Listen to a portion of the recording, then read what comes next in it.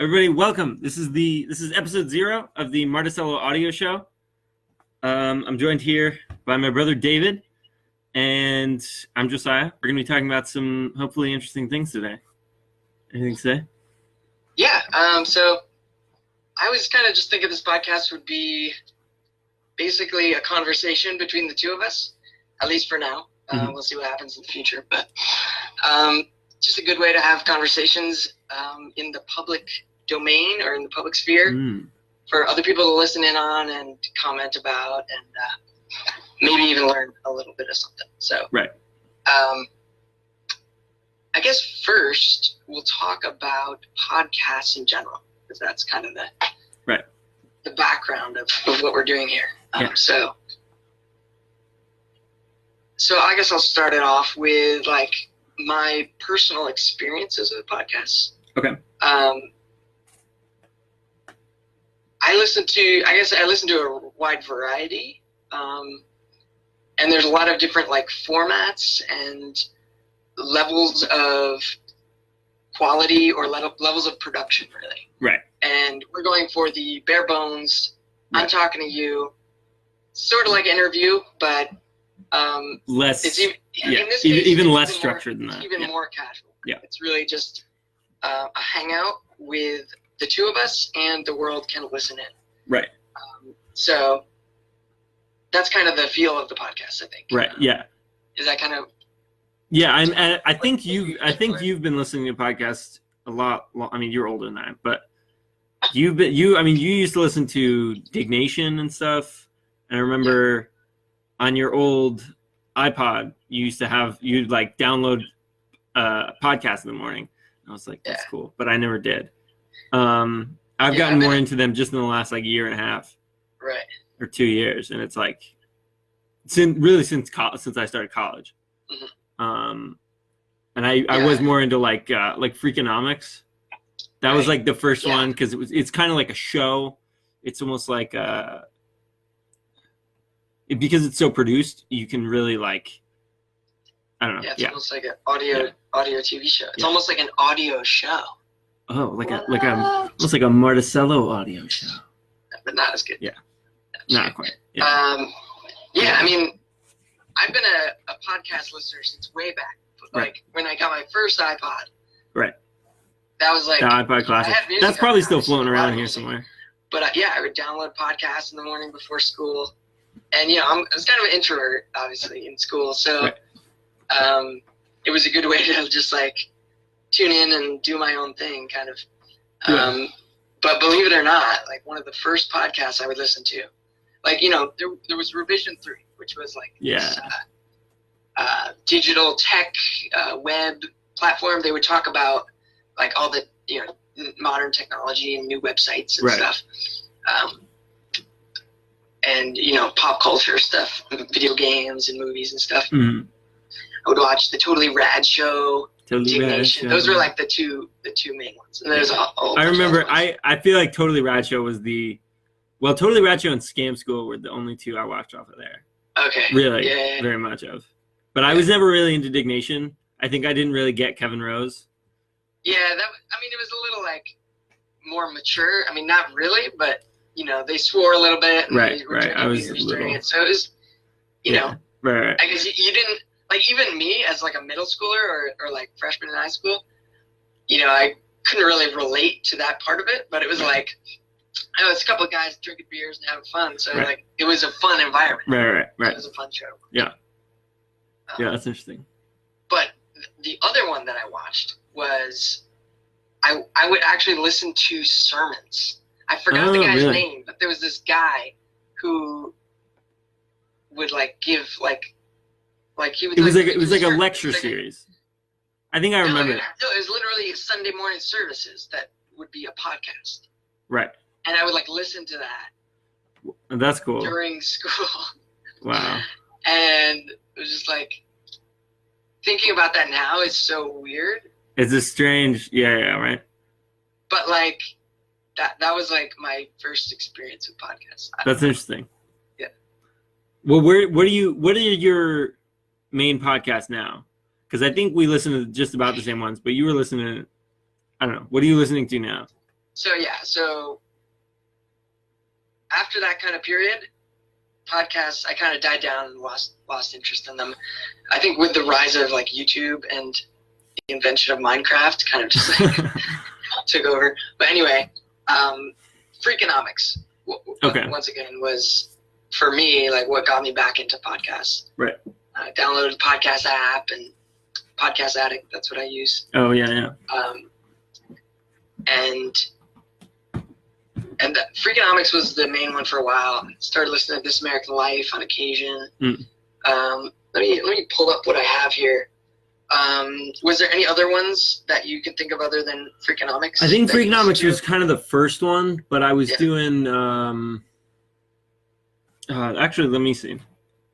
I was doing a little bit of.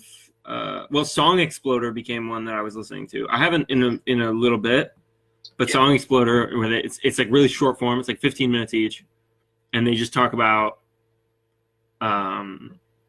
They basically interview artists. I mean, you've listened to it, but they interview artists about how they came up with whatever songs, like they've like their hits or whatever. And the first one what was the first one I listened to. Oh, it was the first one by them was by. They interviewed American Football about this song that it was my favorite song by them, which was off one of their EPs, and so that kind of got me into there, and I was like, this is a whole different thing. Yeah, that show's really great because it introduces you to new people that I wouldn't normally listen to. Like, I listened to a Michelle Branch song. Okay. Who, like she kind of like had a period of silence, and then made a comeback. And one of her songs was on there, and it was like, oh wow, she's actually really good, and I've like heard of her, but what was the? It's just a good variety, like right. Boxes and churches and stuff. Those are the ones I've listened to at least. Right. There was another one, Open Mike Eagle. He's really good. He's like hip hop. He's cool. I got Tycho. There's a lot of artists. Oh, the Postal Service. There's a wide variety. The Postal Service was the first episode, which is kind of surprising because they're pretty big. But that one, that was a song that I really liked as well. So like originally, I mean, I haven't listened to them so much lately, or this podcast, but with Song Exploder, it was originally like, I would go through and I'd be like, oh, I love this song. And I would like find a song that they'd done. I was like, I love that song. And then you listen to that and you kind of get more insight on the song. And it kind of actually helped with writing music in general, because it was like, you can kind of, I think I told you actually, like right afterwards, one of the times I had listened to one, I think it was after the Sylvanessa one, where I texted you and I was like, I realized how little any, like even actual musicians who are like successful, they don't really know what they're doing either a lot of the time. Like, like that's like the act of like making something. It's just like, let's try this. I don't know. How's that going to work? I kind of messed it up, but it works, like the very first thing in that Sylvanessa song is like this synth that's going like brang, brang, brang, brang. And he's just playing that on his laptop keyboard. Like he's putting it in MIDI through the synth or whatever. He's just playing it on his keyboard. Like not even like a MIDI controller. And it was like, okay, this guy, this song is like huge. You do that as an actual musician? Like, I was like, you don't have like your whole setup and your crazy, 77 key, whatever. And I was like, I have a computer keyboard. I could do that. Right. Yeah, exactly. It's like, I can make something shitty. Back when I was writing more songs, like in college and stuff, I looked a lot into like, or not a lot, but briefly I looked into how different artists write songs, and like, I was trying to find out like what was the right way, or like what's the standard. Yeah, what's kind of like how do you do it? And I know like there was tips like, try to write something every day, or like, when you find something good, then develop that into a song. Or some people write the lyrics first, some people write the music first, some people write them both at the same time. And I was like, it seems like there's not very much consensus. I was like, that's not helpful at all. Some people just don't, I mean, and it's just like the diet advice that we get recently. It's right. Like, we should eat no carbs. We should eat only vegetables. We should eat only no steak. Eggs. I don't know. Only steak. Yeah. Right. Just like, bacon. It's like, what? Wait, which one should I do? Yeah, like which is actually happening? It's like none of them are true. It's all true. Yeah. Right. It doesn't matter. Right. In it's kind of like a personal. It it's matter, just but in a like it could be interpreted as like it doesn't matter which way you do it, but it could also be interpreted as it's personal. Like you have to develop a personal approach to it. Yeah. And so. Yeah, I think that's it. Yeah, Song Exploder demonstrates that beautifully, like how different artists. Yeah. Come about a song in a totally different way. Yeah. Or they're like, I had these lyrics for 6 years, and then I realized they fit the same cadence struggles. of what I had sung before. And I was like, that's strange. They talk a lot about when they get stuck and when they're, right. I couldn't figure out the right vibe for this part. But yeah.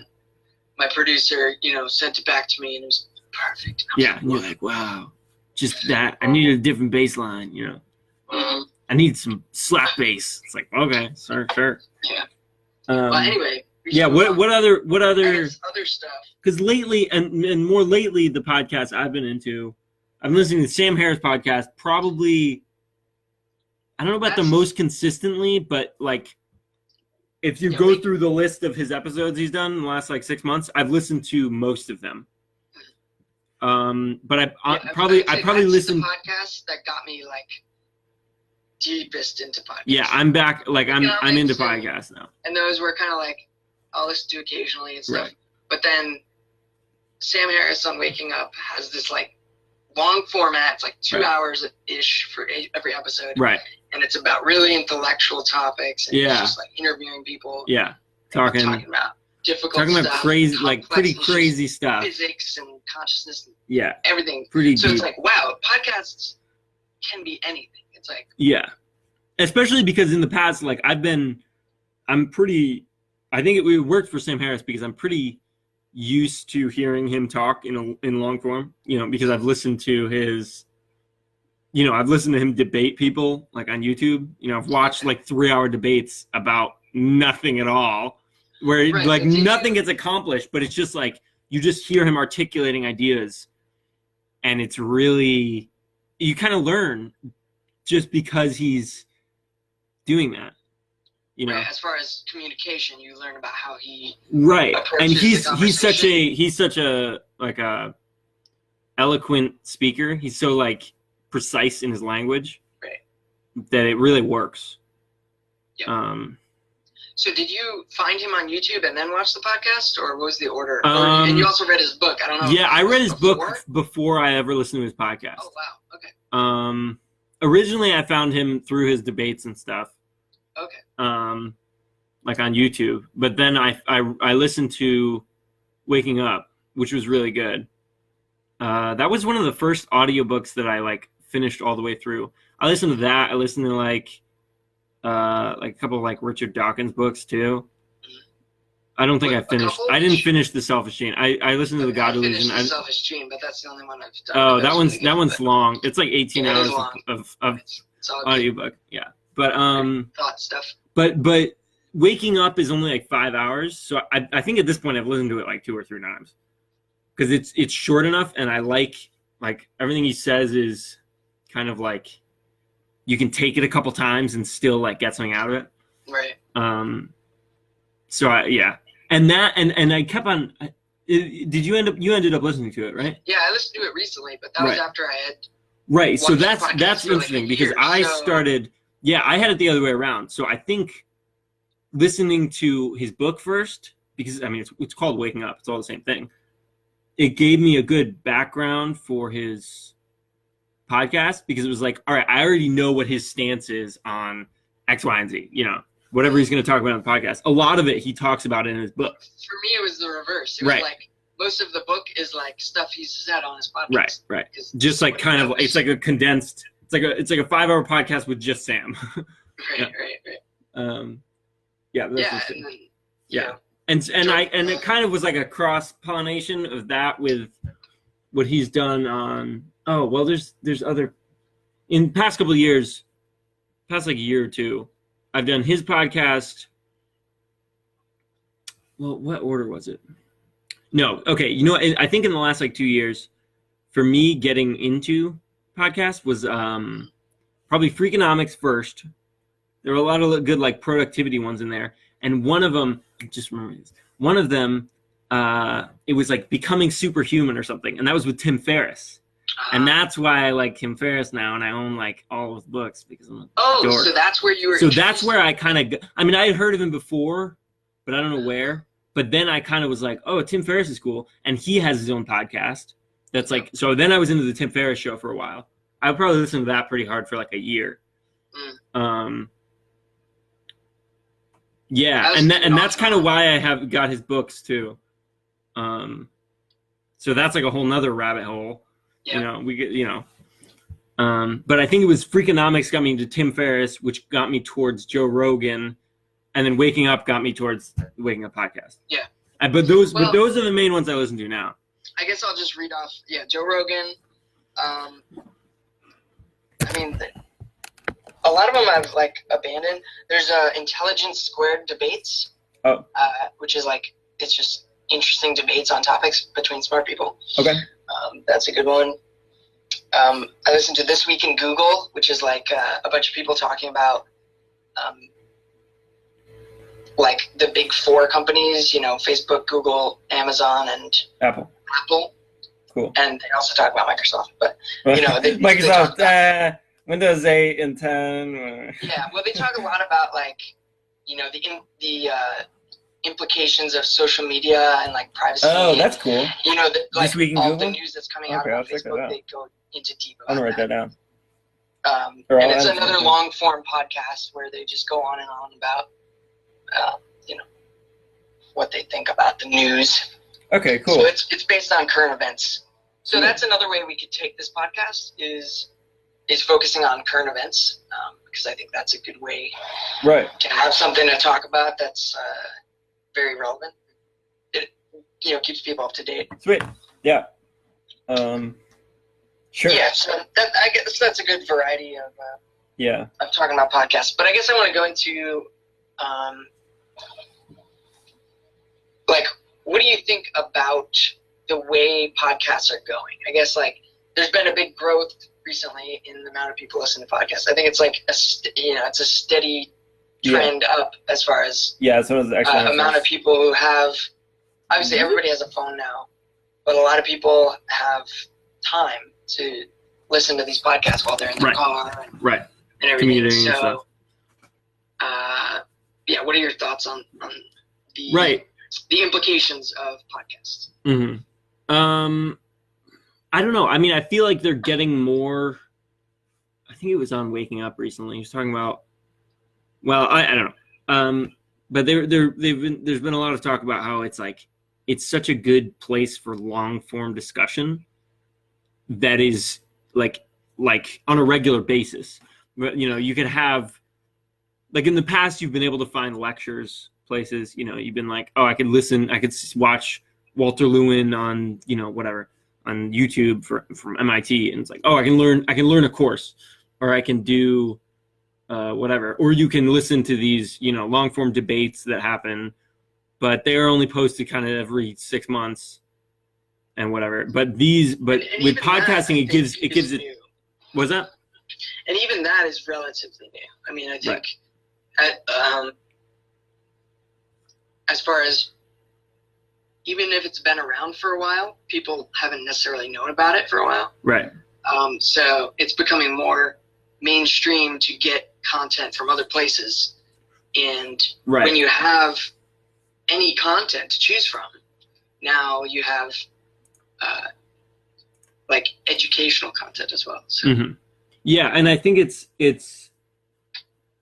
interesting that like what podcasts are doing differently is that there's a long form thing that can be consistent, whereas in the past, like the only things that have been able to make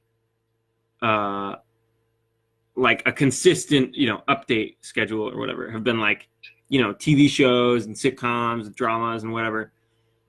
Or like a radio show. But I think even those have ad breaks and whatever. And podcasts, you can have like a 3-hour discussion every 2 weeks and people will listen to it. but it's on demand. That's the Right, difference. right. Yeah. Like, I guess that's the difference than radio. Yeah. Or TV. Because, like, yeah, really. It's like whenever I have a free minute, I can listen to exactly what I'm interested in.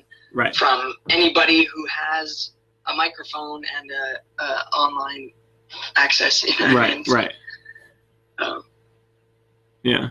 I think it's just starting to be used, like up to its potential. Like I think, a lot of people still don't listen to podcasts ever. You know what I mean? Like I talk to my friends about it, and they're like, "No, I listen to one show on NPR or whatever. I listen to one thing here and there." But it's like, whereas YouTube is very widely used, but I think podcasts. I think YouTube is more as far as acceptance. Yeah, definitely. But I think YouTube is more. It's harder for YouTube to be. I don't know if productive is the right word, but it's harder. Like at least personally, it's hard for me to justify watching something on YouTube, like even if it's something intelligent, because it's easy to get off track on that. Because you see something in the recommended, and you're like, this part of the debate's kind of boring. Why don't I watch this thing? So it's easier to like you can jump, and also the fact that it's a screen. Something that's good about podcasts is like I listen to podcasts while I'm like eating or like doing dishes or cooking. Apparently only in the kitchen, but or when you're working out or if you're going for a run or something, you can you can take in this content and get something done in your life. Go for run some errands, go to the post office or whatever the heck. Yeah, that's true. In my experience, in my personal experience, they play a very different role, YouTube and podcast, because it's like one of them I can do on my commute, or I can do while I'm washing the dishes, or anything like that. Whereas with YouTube, it's more of like, okay, I have time to sit down and watch some videos. It's more of an indulgence, whereas podcasts a way to think about things. Right. And I've found this a couple times. Like if I'm just listening to a podcast, it's almost the opposite of like YouTube try, or not just YouTube, but if you're watching Netflix or watching a video or something, then it sort of promotes you to just lay down on the couch and like watch it. But with podcasting, you can, like, if I'm laying down on the couch and listening to a podcast, I'm like, I'm so bored. Why don't I get up and do something? Right. You know what I mean? Which obviously could go the direction of, why don't I put something on YouTube? But it could also go the direction of, I should probably clean up all the shit on the floor and, like, get something done while I'm listening to this interesting stuff. Right. It's like my eyes aren't doing anything. Yeah, let me get something done with my eyes. Let's use that. Right. Extra It's like, capacity. It's an actual available multitask, which I think is pretty hard to find with most things. Yeah, that's like true. Multitasking isn't really. There are very few scenarios I find myself like capable of multitasking. Yeah. Most of the time, it's kind of just like you're doing two things poorly, and back and forth. Yeah. And that's what I've heard about multitasking, like from the scientific perspective, is that it actually decreases productivity. Right. Even though it seems like, I'm doing multiple things at once, it really just drags out those things and makes you do them worse. So yeah, it's not really good. But I'm also curious about that because like kids these days are supposedly very good at multitasking because they're kind of raised in the digital environment. And we were to some extent, but not in those critical, like, formative years. Formative years, exactly. That's a good where word. we didn't, we had a desktop computer that had, Civ 4. AOL and maybe had. Well, I was Civ 4. You got more AOL. There's probably like a 5-year gap in there. You played a lot of Civ 3. I played a lot of Civ 4. Yeah, exactly. We're one civilization game apart. Yeah, exactly. At the rate they're making them. Yeah. Kids these days, they're Civilization 6. Yeah. Space age. What was I going to say? But yeah, I think I'm curious about how kids these days work. Right. You know what I mean? Like what's their mode of operating, I guess. Mm-hmm. Yeah. I'm not sure I know what my mode of operating is. Yeah, I don't know either. It changes day to day, I guess. But yeah. But also, I've always have you heard the I don't know exactly what it is, and I could be totally wrong, but I've heard like neuroscientists or psychologists say like you can only hold like 7 things in your head at once. Mm-hmm. I feel like that's even way too much. I can hold like 1.5 things in my head at once. Well, that's why like phone numbers are like 7 numbers long. And... Is it like, I don't know. I guess that could be true. Well, you know about chunking, right? Kind of, yeah. It's basically the idea that like if you group things together, they're easier to remember. Right. Like into small, you can remember things in chunks, but you can't remember them in a long stream. So, right. like, I can remember. That's why when you memorize a phone number, you're like. If I say 518-584-6790, then you're like. Yeah. But if I say 518-564. I already forgot. Yeah, no, but yeah, you can. Well, that's why you say like if you say 6790, you go 6790, and you're like, oh, 6790, 6790. Yeah, like chunking. Because you know the word 90 better than you know 90. You know, you're like two. Right. Yeah. It's one concept as opposed to 9 and 0, which are separate concepts. Right. Yeah, that's interesting. Yeah. So yeah, I wonder if there's like if like their brains are changing to be.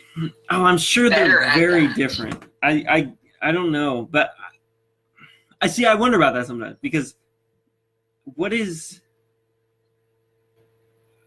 I don't know how to put it into words correctly. I have like a certain way that I like perceive the world, that I like look at things, that my mind jumps from one thing to another. And I think a lot of my brain has been influenced by the fact that I'm on the internet a lot, the fact that I have, 6 screens in my life and they all do different things and they can all do a billion different things. And provided I have internet, I can do whatever I want, basically. But I'm curious, like how someone else's like conscious experience would be different. Even you, like you use the internet later in your life than I did, or you got more on the internet, later because we're offset. Right, later. Or like like grandma, like my grandma is how much older is she? She's significantly older. She didn't have the internet for a long time, so she doesn't have any of that in her brain. She probably watched less TV when she was a kid. You know what I mean? Like that all really affects me. Like I can tell how much I've been affected by just the last like decade of my life being a lot of it on the internet. So like. I mean, there's no way to really investigate it. It's just subjectively, like, that's weird to think about, that, like, her attention probably shifts differently than mine does. Like, I don't know how to articulate it better than that. Right. I mean, it's hard to think about it. It's because it's so subjective. It's like, well, yeah, but, it's like the qualia thing with colors. Yeah, it'd be interesting to look at, though, like, differences between generations, because I feel like there are big differences, but so that's interesting because I think the differences are accelerating. Well, the idea of neuroplasticity is that the brain can adapt very well. Mm-hmm. So the differences might not be as much as we would expect, but probably. The biggest differences would be during those formative years, like while your brain is still developing. I think like the first 5 years of your life is like the most, and then the first 25 years is like it's still a lot more of it, and then you got like 10% is the rest of it. But then after that, neuroplasticity says that like it's still gonna change quite a bit over that period. Right. Enough to be pretty significant in how you work. Right. Just like the ability to learn new concepts. You can learn new skills at 80 years old. You know what I mean? It's like it's crazy. That's all because your brain is rewiring. Yeah.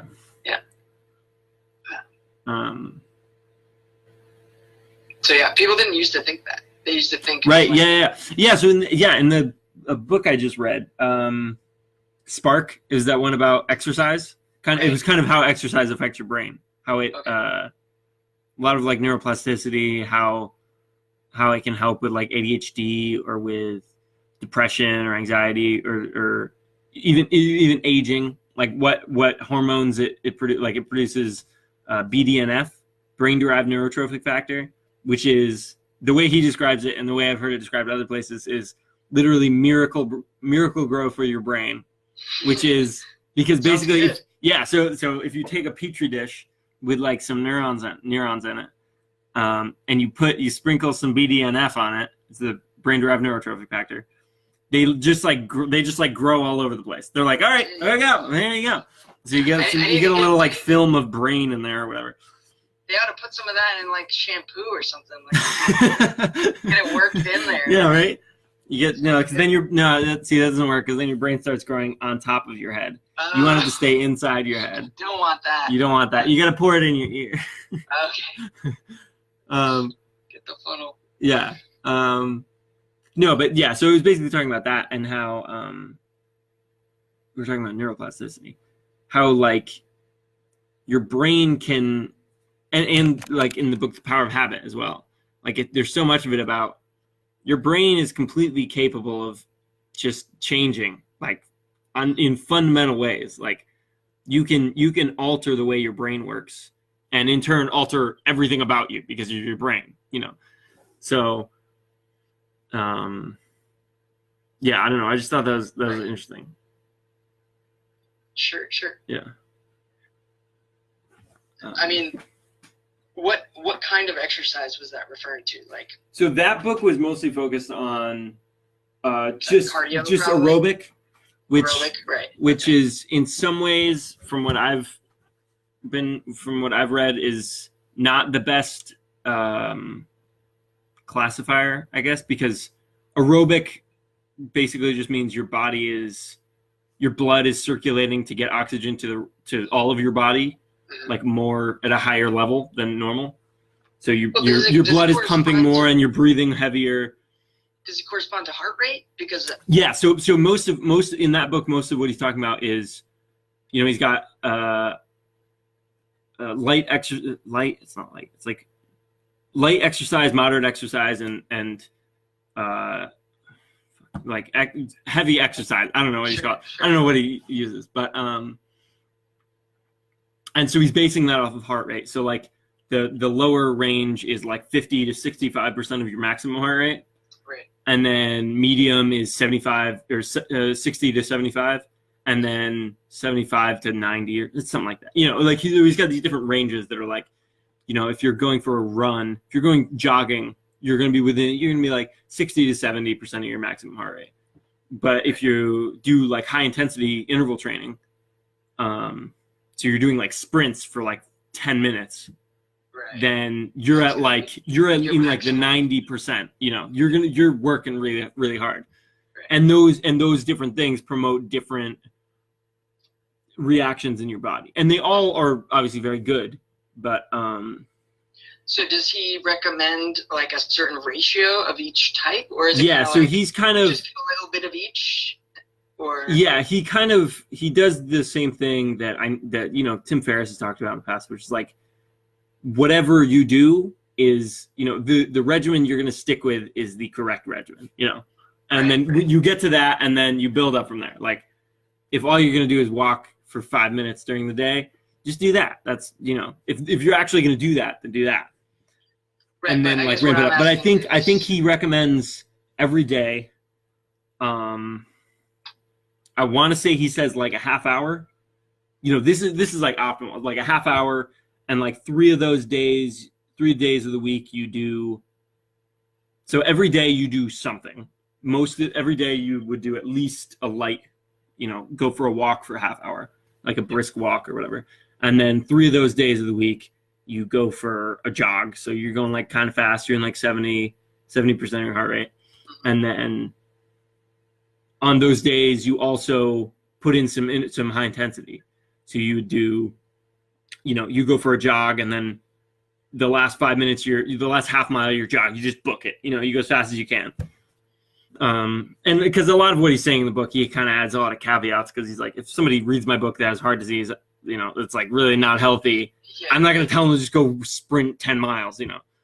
Yeah, it goes back die. to the personalized thing. It's like, right. But he's like, optimally, this is probably the best way to do it, where you're not going to injure yourself too much. Yeah. So that's kind of what he recommended in the book. His name's John. I think it's John M. Rady. Spark. It was really good. Cool. Yeah. Have you made any changes based on what the book said, or are you planning on making any changes? I'm trying to be more consistent with like more daily about it. Like do a workout every day. Even if it's just 15 minutes of like push-ups and pull-ups back and forth until I'm like, that counts. But that, because that's, pull-ups are pretty like, but I kind of want to talk about aerobic. Okay. So he's mostly advocating aerobic activity in there, but there's also the idea of anaerobic, which is, that's when your muscles start burning and you're actually tearing apart your muscle fibers. And I guess in there, okay,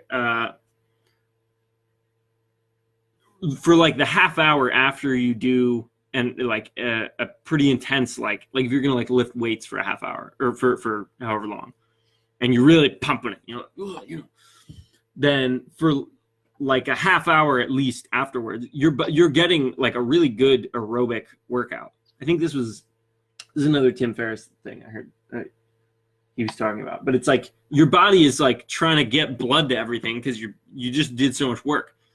So that's an aerobic workout. After your anaerobic workout, there's kind of an idea like, oh, weight training doesn't do any aerobics. It kind of does, because your body's just working. Like it doesn't matter if you're moving, Well, that's why I said that about heart rate, because basically you can your heart rate is up when you're you're really working out. Like after you do a set, your heart rate's going to be pretty high. Yeah, exactly. So I think so part of it is, I think that's why he focused on heart rate so much, but he had a little section that was like, this is like kind of the deal with anaerobic. But I guess part of the reason he focuses on aerobic, like, going for a jog, is that it's so much easier to measure the effects, because most of the studies in the book are like, you to like see what brain changes happen, you got to make a rat exercise, give him a running wheel. Like, so like half of this book, he's like, and then you put a rat in the thing and force him to exercise for 3 hours a day or whatever. And you're like, what the heck? It's kind of funny. He's like, and then once the rat's on the running wheel for 20 minutes, he's really tired out. You're like, what the heck is happening? And then he takes his recovery drink. Yeah. And then he drinks, Beachbody. Yeah. He's like, there's like a rat running on there. He's got like a screen. It's like, go faster. But what would a mouse Beachbody be? Just, kind of like I'm imagining like the most like more cartoony versions of mice, how they're very like plump and like, but like pretty rounded, and they've got big ears. I think the ears kind would of be more rhetorical question. That's my opinion. I'll take it. Okay, cool. Glad we got somewhere. No, but what else? So anyway, while we're on exercise, I'm drinking my protein shake. Right. This is even bigger protein. Yeah, I just went for the whole blender. So we actually this used to be your blender. Yeah. But we traded because my apartment was bigger and David can fit this. So I have an appropriately sized. But now I'm gonna have probably an even smaller apartment than you at some point, so we might need to trade back. Okay. We'll see. But yeah. Well, I think you still have the bigger size appetite, so you might be right. Hold on to that. Yeah, you might be right. Well, what do you got in there? Okay, so in here it looks pretty gnarly now. Mine is just strawberries, bananas, and some chocolate protein powder. Serious Mass? Nice. Serious Mass. Yeah, Serious Mass. Yeah, so mine is a bunch of milk. I'm going to go through a ton of whole milk. Bat and Kill. Sponsored by Bat and Kill Valley. No. Milk is our sponsor? That's so lame. Local milk. It's great quality milk, dude. You gotta try it. Yeah, so like probably like this much milk, like maybe half. What is it? Probably like 2.5 cups of milk, and then 2 scoops of whey isolate protein, 4 grams of creatine. Oh, this is what I was going to say about something about creatine. So creatine, and then a banana, some blueberries, some quick oats, which all go to the bottom, so the last couple sips are really grindy. They're like, it's kind of, the last sip is just oatmeal, really. Just that's cold not oatmeal. Cooked. Yeah, uncooked oatmeal. That's fine. It's really not ideal. The problem with this is because there's kind of a gap where all the blades are. Yeah. It's really a pain to clean. So like, I'll probably just pour it into a cup at some point. Peanut butter. You have that thing unscrews, right? Yeah, it unscrews. But like, if you unscrew it while there's stuff in there, then it gets kind of gunky. So you gotta, kind of pours onto you. Sure. And then some wheat germ too. I've been putting wheat germ in my yogurt and my shakes lately because it's in the fridge, and just because it seems healthy. It seems healthy. I don't know. It's got germ in it, but it looks like it would be gross, but it isn't. So that seems like a health benefit. Oh, and I put some spinach in it today, which I don't normally do, but spinach is healthy, and I don't eat enough vegetables. So yeah. That's what I'm thinking. Nice. Experiment with that. Yeah, because I've been trying to eat so much more. Yeah, me too. Because that's like the way. I'm trying to like be more simple with my like exercise or health goals. Yeah. Because it's easy to be like, I'm gonna do this. I'm gonna do it 3 times a week. This day I'm gonna do chest. This day I'm gonna do blah, blah. It's like no, I'm gonna eat more, and I'm gonna be a little more consistent with working out. Yep. Yeah, I've been eating more. I gained like 5 pounds, which is my goal. So yeah, awesome. I met my goal, but now it's just like, all right, next goal. Yeah. I know. I think I've gained like 3 pounds in the last month-ish. Yeah. Pretty good. That's good. Good. That's like, well, I think that's also because we just started.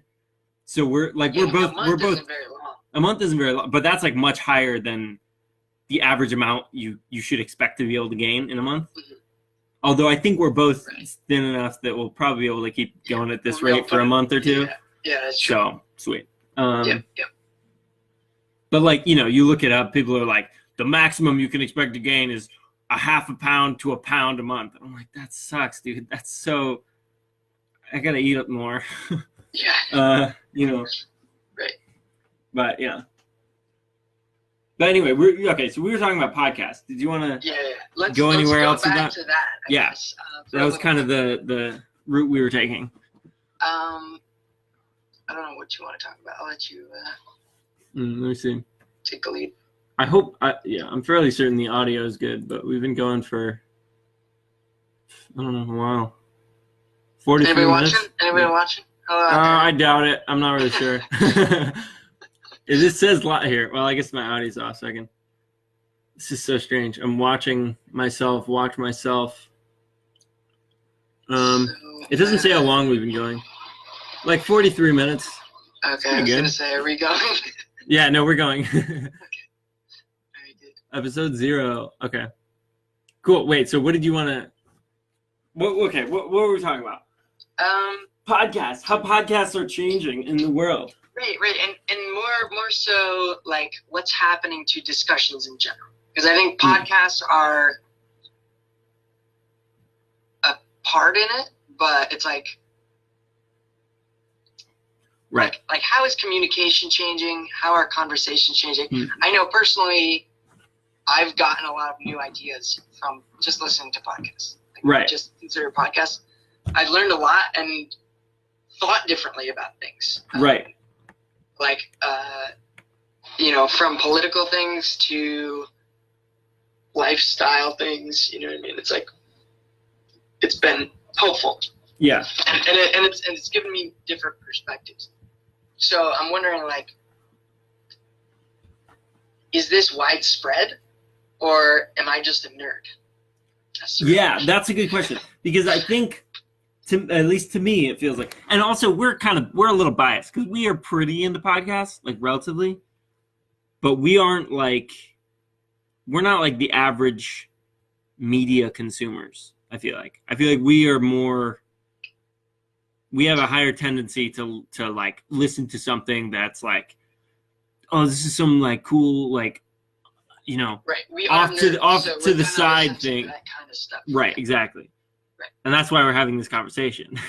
It's because we have sort of that bias. But I think it is valuable to talk about, because I think it feels like podcasts are you have like the mainstream stuff. You have like TV news stations and, you know, shows, and even stuff on Netflix. You know, that's like the main content people are consuming, even if it's like a documentary or whatever. And I think, I don't know. I think because of their different format and because they are incentivized differently, like. Okay, I guess what I would limit it to is people who are somewhat like us, at least in the sense that they're interested in ideas, they're interested in new ways of thinking that they haven't heard about before, right? Or they're just interested in like actual discussions. So there's the question of like productive or educational versus purely entertainment. Right. So like some podcasts I listen to are more for entertainment. I guess I would say Freakonomics it's educational, I guess, but it's more of an entertainment for me at least. Okay. And I could see that it's like. Well, it's edutainment. So that's one of those. I think most of the podcasts I listen to at least feel like that. They feel like edutainment, because you're like, yeah, I'm watching this because I enjoy it, because I like hearing this guy talk, or I like hearing this guy yell, or whatever the person does, you know. But it's also like, it's something I don't like. You're kind of getting a peek into someone else's mind. I think that's a product of the fact that it's a long form thing. Like it feels very different to me than like if you're talking about like news on TV. Like if I'm watching, like if I was gonna watch, I don't really ever, but if I was gonna watch like CNN or something, it doesn't. There's no like. It feels kind of educational and kind of like entertainment, but it's not really either. Like, well, the news isn't. I mean, according to Freakonomics, there's an episode about this that basically concludes in a way that news is primarily educational. Or sorry, reverse. Primarily entertainment. I was about to say that sounds like BS. Yeah. Right. Yeah, it's well. That's why you watch it is as entertainment. It's like there's I think I don't know what it's from. It's from it was probably on YouTube or something, because but there was this joke that was like talking about the news, and they were like, I don't think they should call or maybe it was a stand-up comic or something. But they were like, I think we should stop calling the news the news. They should come on and they should just be like, hi, I'm blah blah blah, and this is Channel 11. Here's what's wrong. Like, because there's never anything good on the news. It's never like happy stuff. It's just like, this is what's terrible. This is why you should be freaking out. This is what you should be angry about. It's so much negative stuff, and it's not really helpful stuff. Like, it's not. I think you're not really. It's not like this is how you can do something about what we're talking about. It's like, no, this is wrong. Like, freak out, man. And so this gets into the thing that's happening in general with the internet, with content on the internet these days, is like confirmation bias. Right. Is like rampant. Like, right. It's easy to fall into because, so it's not new, I guess, because CNN has been biased for a long time, and so has Fox News, and so has MSNBC. Those have all been catering to a particular audience for a while. But I think it's been increasing. I think the internet now they're competing with the internet. Right, that's what for it is. clickbait. You know, like now they're competing. They're like, how do we get your attention away from BuzzFeed? let's make the news even worse. Well, they have to be more polarized because to reel you in with the confirmation bias. If you're not going to find something on TV that you totally agree with, then you're going to leave TV. You're going to go. Yeah, you're definitely going to find it on. You're going to find people who are saying what you want to hear. Right. And I don't know. I think it's a big issue. Yeah, I think it's. But I don't know. Well, it kind of worries me because it's like, how do I know that I'm not doing that with podcasts? Like, I listen to, well, I don't know. Well, I listen to people who tend to have similar views as me because that's kind of like, well, yeah, I don't want to listen to somebody I disagree with because they're just going to piss me off, you know? Yeah, I think.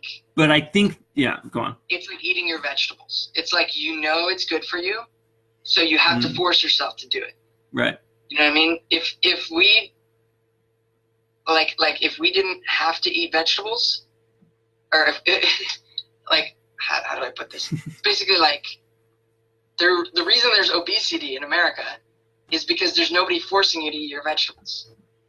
There's nobody forcing you to watch. Right. There's the reason there's watch YouTube videos that are about conservative topics. If you're a liberal, you can just go down that rabbit hole. Right. Watch all the Right. The reason there's political obesity in America is because nobody's eating their intellectual vegetables. Exactly. Well, that's okay. That's a different. I kind of like that metaphor. And I think that's how I try to look at it, as far as like, okay, what am I going to listen to next? Like, if I'm looking for new content, I kind of go through phases where I'm like, all right, I need some new podcasts. Let's go search for some new stuff. Then I'll kind of seek out, like, okay, what are some things I haven't heard about yet? So, like, I've been listening to a lot of Jordan Peterson, and one of his main points is he's very against socialism and communism. Because of the history that he knows very well, and because of the psychological implications of what happened in a lot of the communist countries. Right. And so I think it's easy to take that and be like, okay, this is what's right. I agree with that, and then just end it. Whereas really, what you need to do is say, okay, he sounds exactly correct about everything. Right. He's good at that. He's really good at that. Well, yeah. That's the problem with Jordan Peterson. Yeah, true. But, every time, yeah, go on. But that's when the alarm bell should go off, and you hear, oh, this is junk food now. Right. It's become junk food because I don't have to think about it. There's no number crunching going on. There's no, your brain isn't. No celery crunching. Isn't changing. Right, you know what I mean? To wrap around new ideas. So what you need to do is okay, who disagrees with this guy? Let me go find him. Right. See what he has to say. That's why that Matt Dillahunty, Jordan Peterson debate was so good. Because it was because I like Matt Dillahunty because he's so good at just being concise and being no, that's not, no, just kind of pointing out what he's talking about. And it was I had been kind of on a Jordan Peterson kick, and I was like, this guy's so good. He's got all the ideas down. He just thought really hard, and now he knows what he's talking about. And then I listened to that, and I was like, damn it, now I gotta, vegetables. Yeah, right. Vegetables.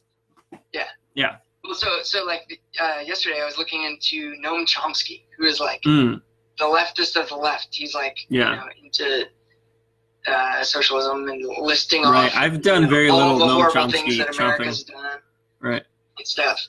And then I listened to him, and I'm like, hey, this all sounds pretty spot on. You know what I mean? It's damn it, now I gotta. Now I'm a socialist. That's how that happens to me all the time. But that's when the real stuff happens. That's the good. That's the heart of it. Is okay, there's two things that sound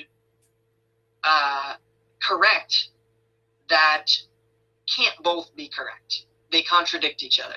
Right. So you know, and I say correct as like a, for lack of a better term. Right. It's not necessarily correct, but it sounds like two things I agree with that contradict. So right. What do I think? How do I resolve this dissonance?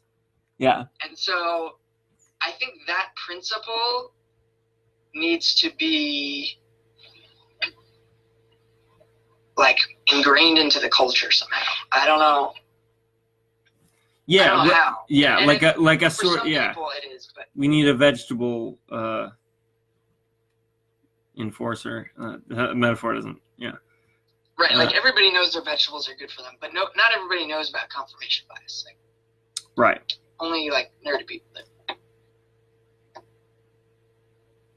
Well, not everyone. Well, I don't know if I would say that. I think everyone is aware of the idea. You know, well, not that everyone knows the term confirmation bias, but I think everybody knows if you only talk to people who agree with you. Maybe people don't think about that. I don't know. Nope. But I hate that. I hate saying people don't think about that because I don't really know. I'm not that smart. Maybe people think. Maybe people know that. Right. You know, but it's like maybe people don't think about. They don't think about it in terms of politics. I don't know. Well, talking about people in general is always that's true. Dangerous, but like you can still make generalizations to some extent. Like yeah, that's true. I would say a majority of people don't think it's important enough. Even if you like are aware of it. Yeah. Even if you're aware that you shouldn't do it, that doesn't mean people are actively trying not to. Right. Because it's another thing. Or they're not even aware that they are like, doing it. I think that's what's difficult is being aware that you are, you know, indulging in confirmation bias. Right. Like I've noticed it sometimes. It's like, oh man, I'm kind of just listening to this guy because I agree with everything he's talking about. It's like, man, that means that this is kind of it's like, oh, I just realized I'm eating junk food, you know. Right. It's more subtle than junk food, where it's like junk food is like clearly tell are junk food. Yeah. The vegetables you clearly know are good for you. Right. But like if I'm listening to the news is educational, right? Like they're telling me about real facts and you know what's going on in the world. I'm being educated. I'm learning about the world, which is true up until a point where it's like, okay, they have, you know, everybody has a slightly biased perspective. So where is their bias? And I need to find the other side of that. It's so more subtle than the vegetables. It's not, it's relative. It's whereas not vegetables are always healthy. Wait, are you telling me this metaphor isn't perfect? I like this metaphor, David. No, sorry. Ruining it. No, it's like vegetables are always good for everybody, you know, for the most part. And podcasts are the protein shakes of content. Because you just take it on, you blend it the fuck up, and it takes you forever to drink them because they're in a big thing. Because it takes you 3 hours. I've been drinking this for like 2 hours.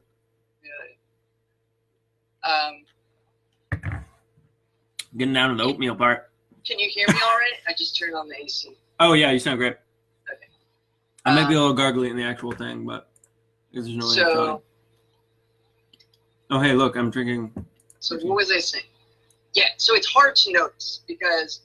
All right, David, we've been going for an hour, just so you know. Great. But, yeah. I was listening to Jordan Peterson and, you know, for a while there, and it all seems good. Like, and it is good. Right. You know what I mean? But it's like, after a point, it's like, okay, I understand this idea. Now I need to go find another idea that conflicts with it. Mm-hmm. You know so you can have a it's nuance. so much more like harder to notice. Right.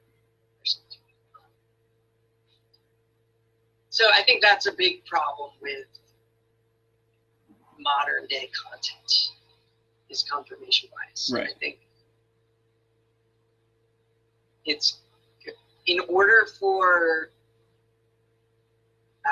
tribalism to like kind of decrease. In other words, like we're facing a lot of polarization. In order for that to die down, people are going to need to understand other people. You know what I mean? And I don't know. What are your thoughts? Yeah, I mean,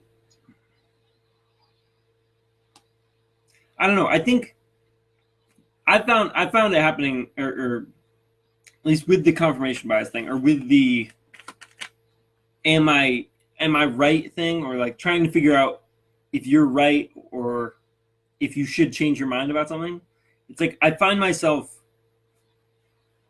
whoever I'm listening, like it's really hard to avoid whoever I'm listening to right now. Like if I were to listen to a bunch of Jordan Peterson today, I'd be like in Jordan Peterson mode, and then it's like whatever he says, I'm there. You know, I got you.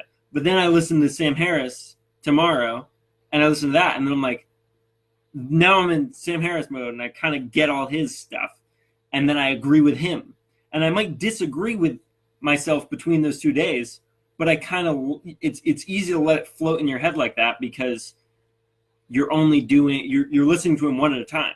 So the ideas aren't side by side. It's just like today you're talking about how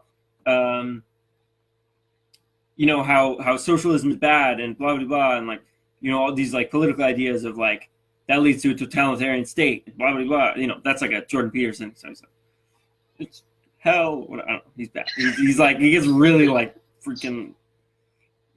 Russia did the worst, and you're like, oh, okay. But then you listen to Sam Harris, and he's doing the like podcast he did a couple weeks ago about universal basic income, and it's like, and then I'll be like, sweet dude, we should do that. Like that'd be awesome. Day 2, then I'm all about universal basic income. I'm like, I'm gonna move to Finland. They're already doing it. Let's go. And then I'm like, wait, shit, this is just socialism, kind of. Yeah. It's not really, but it's not. It's disagreeing with what I said yesterday. That's a hard thing because it's like I think that's just I don't really have either of the concepts really in my head enough. Yeah, and that's the important thing to trigger is. But I think I'm at least a little aware of that. Once you see that contradiction, it's like, okay, I don't know which one I agree with because clearly I can't, think we want both. Right? We can't have 2 policies. We have to have universal basic income or not. You know what I mean? Or, Right. Yeah, that's kind of an on or off switch. It's like with that thing in particular. That's a pretty like. Well, yeah, but I'm saying like in ideas in general. Right. You can kind of narrow it down to like. But my fear with that is like. What do I think? My fear with that is like. I feel like if I did that with everything, I mean, I don't think this is really true, but it's like. If you do that too much, and if I never really grasp either of the ideas, then I'm just gonna be like, well, I don't know anything. I have no conclusions about the world. What do I have to accomplish? Like, I don't know anything. That is the most accurate thing you can say. Yeah, that sucks. I hate that. Okay, but that doesn't mean that you can't say stuff. Right. Or you should. It just means you say things with humility. Right. I mean? You say them with the acknowledgement. I don't really know what's up. There's a good. But you don't. I'm saying you don't even have to preface it like that. You don't have to say, I don't know this for a fact, but I think this. Right. You can just say, I think this. Right. Yeah. To the best of your ability, because that's what everybody else is doing. Right. But the point is, when it comes down to like a discussion, don't stick to it like dogmatically. Like I know Jordan Peterson is. Right about everything, and socialism is the devil, and we should never have socialism. It's like you don't even know what socialism is. You haven't read you clearly haven't. the books about you haven't read all the books. You like didn't read the manifestos. You heard about it on the news and stuff, and like in high school. That's is better than nothing. You have you can have an opinion, but you just can't stick to that opinion with absolute certainty because because you have to be aware that you don't actually know everything. Right. It's kind of sucky. So yeah, that's a lot of blubber blubber. Was that one of what was blubber blubber? That was one of of the them. potential podcasts. I'm glad we went with the Martuscello Audio Show. Indeed. Yeah. So I guess I don't know if you have any final thoughts on anything we've talked about today. I think that was a pretty good. I think that was pretty good. I mean, yeah, go ahead. I don't know. Yeah, I mean, you got a good foundation for what podcasting is all about. You know, we got our perspective on podcasting, a little reason why we're doing it. I think it's interesting because we can use having a Martuscello Audio Show as our way of eating our vegetables, of being like, hey, I ate my vegetables this week. Check out all this list of vegetables I ate. You know, you can kind of be like, I made sure that I had both sides of the thing, you know, because otherwise you're going to run into it when you have a conversation about it. In my shake today, I had some socialism, I had some liberalism, I had a little bit of postmodernism there. Oh yeah, I got some UBI over here. There you go. But on this side, I have a little bit of welfare.